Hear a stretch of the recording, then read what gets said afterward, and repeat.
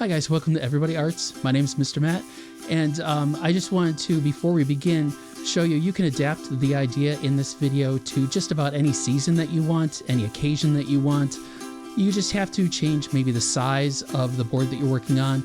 If you want it to be more permanent, you can put it on a piece of board like from a hobby store, paint it with acrylics instead of tempera paint.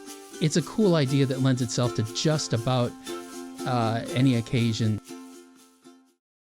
Hey guys, welcome to Everybody Arts. My name is Mr. Matt. It's been a while since I've been here. We're making pumpkins today. I like it because it's something that you can keep up for a while because it's a fall thing, it's a Halloween thing, it's a Thanksgiving thing, and it's got your last initial on it, so it looks pretty cool. You know, it's a nice thing to have out on the holidays around your house. Now, the first thing you want to start out with is a piece of cardboard. We're going to cut it down to 7 by 7 approximately. You can use a piece of wood if you have a scrap piece of wood laying around, and just cut it down, clean off the edges, make sure there's nothing on the cardboard, because even if you're using tempera paint, it's a little transparent. As far as the things we need paper plates, we need the paints, we need the paint brushes. You're going to need a pencil, a sharpened pencil. You're going to need your pumpkin image. You can draw your own pumpkin. You can go to my website. I have those there. And you're also going to need a printout of your last initial, or you can just draw it yourself. But you can just go into any word processing program and just take one letter and make it really big and then print it out.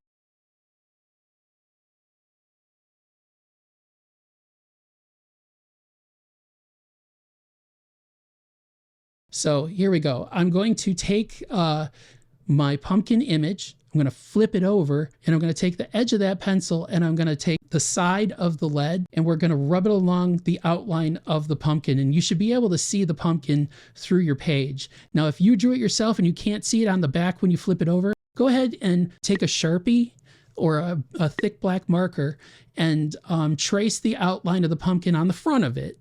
And then when you flip it over, you should be able to see that thick black line on the back. And cover it really good all the way around. Then you flip it over right side up onto the cardboard, and you're going to want to make sure that that's centered on the cardboard. Hold down the page of the pumpkin on top of the cardboard where it's centered, and then trace the outline of the pumpkin. And don't push too hard, because you could accidentally push through the paper into the cardboard and make little holes, which is okay, but you know, you're going to try not to. After tracing your pumpkin onto the cardboard, you can lift up the piece of paper and then retrace it on the cardboard so that you get a bolder line, and then you can follow that along when you're painting. I did it with pencil. You can also use a Sharpie if you prefer. Now we're going to mix the paint. First, take your plate and we're going to start with yellow and red paint. Now, when you mix colors, I'll talk about this more in a little bit, but you want to take a lighter color and start with that and then add a darker color. Here I started with yellow and I only took about 3 drops of red, which is a darker color, and added to it, because you can always make a lighter color darker, but it's harder to make a darker color lighter. And then I got a really good orange right away. I could have made it darker, because when you paint, always remember that your paint is going to dry lighter than what it looks like when it's wet. That happens with all paints, just so you know. So be aware of that. Now I'm going to use my sponge brush. It's like a 2-inch wide sponge brush, and we're going to paint the pumpkin. One of the things that we're talking about today is transparent and opaque. Transparent means you can see through something, like a window. Opaque means you can't see through it. Like if you held up the cardboard in front of your face, you cannot see behind the cardboard. Now, if you look at the paint that I'm putting down right now, I can actually see through the orange onto the cardboard, so it's a little transparent. It's okay that it's transparent. I actually like to be able to see a little bit of the cardboard through it. We're going to put on another coat after we're done with this coat, okay? So even if you put it on light, it's going to dry really fast, so that's a good thing.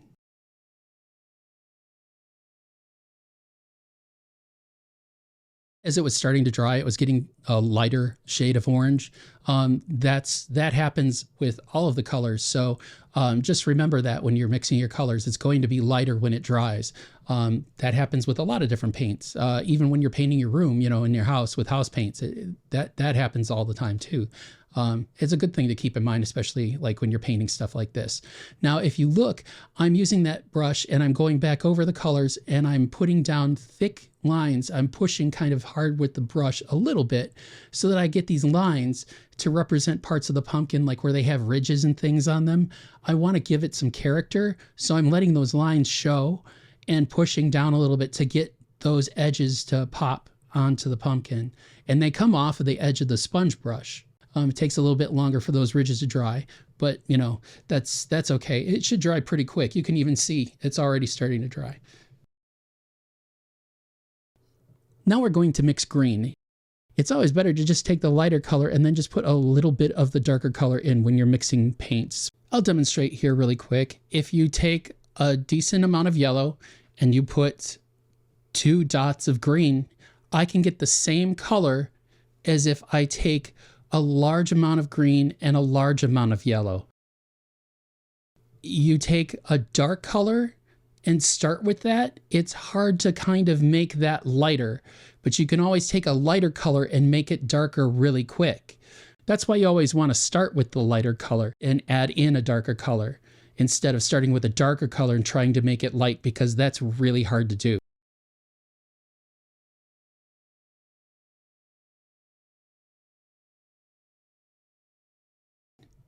After I've gotten a good, clean, crisp line around the outside of the pumpkin with my green, then I can be a little more free with how I do my brush strokes and make it a little more creative with the lines that I make with the paint as it comes off the brush. You'll see. I like the way this one turned out when it was finished.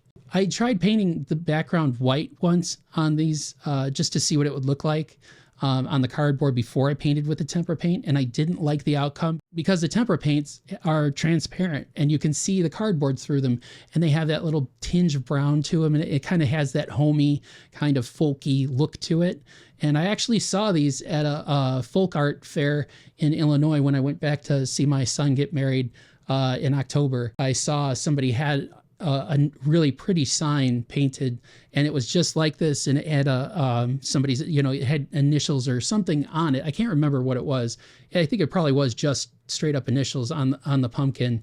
So this is like the most watered down version of that folk piece that I saw. It was really pretty. It was at a scarecrow festival. So I took that idea and I tried to convert it into something that you guys could do at home. I wanted some more brushy painterly strokes to the background after I actually got the edges done, so that I wasn't going to accidentally paint into the orange. A lot of the kids in the classroom, they only put 1 coat of each color on and it looks fine. I like using 2, but again, it's all up to you. You guys make this project yours. You do it the way you think it looks best, okay? I'm just kind of giving you a place to start. Okay, so now that it's dry, we're going to take our initial, and I can see through this, and I know you can too because I'm looking at the video right now. And now I'm going to take the side of the pencil and rub along the outline of that letter and make sure I get all of it.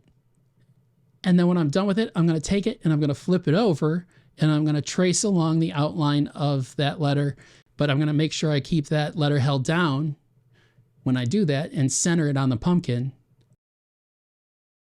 And as long as I'm holding it down, it won't move around a lot, and I'll get a really clean transfer onto the pumpkin. You can see it pretty good. I'm just going to outline it a little bit more.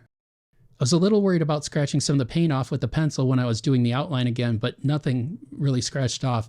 It was really easy to do, and I didn't have any problems with it. Seems like an easy project, but really what I was trying to... oh my gosh, I forgot. And here we go, glitter. Oh, glitter. Oh boy. Now, here's the thing.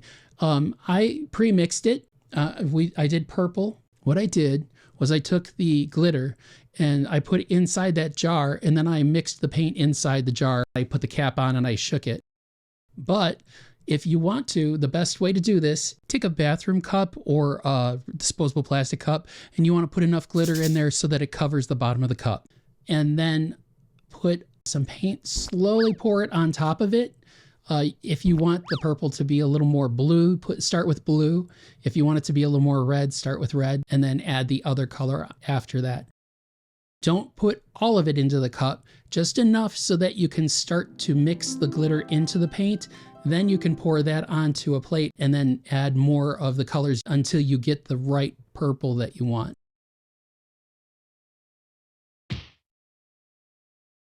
The mistakes are no big deal. I make lots of mistakes all the time.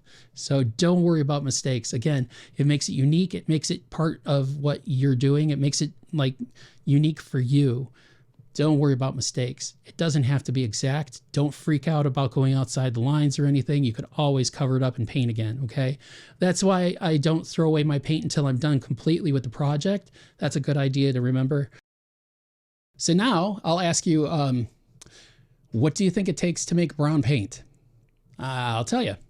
Pretty much any color, if you mix enough of them. It's red right here. This is what I used. First you start with a little bit of red and then a couple of drops of green. And it turns brown. Most of the colors, if you add them together, you'll get brown. But yeah, just start out with red, and then green is really dark.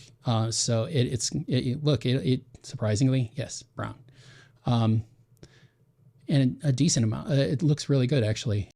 So I'll take some of the brown, and I have like a little watercolor brush, or you can use that other brush you had. I like the watercolor brush because I can paint like really nice little lines with it and stuff and not have to worry about like edges and things like that. I go way outside the lines on this one. It doesn't matter. And then I'm going to paint the entire thing. It doesn't matter if I have that little circle on the top or not. And just so that you add a little bit of character to it, we're going to put some yellow on it. You'll see it when I'm done, when it dries, because like I said, everything dries lighter. So it will look a lot different. The only thing that kind of stayed the same color was the that burgundy for the Y, which I thought was kind of neat. So here you see me adding yellow, and I'm going to put it in a little spot on the side. I'm going to pull it over.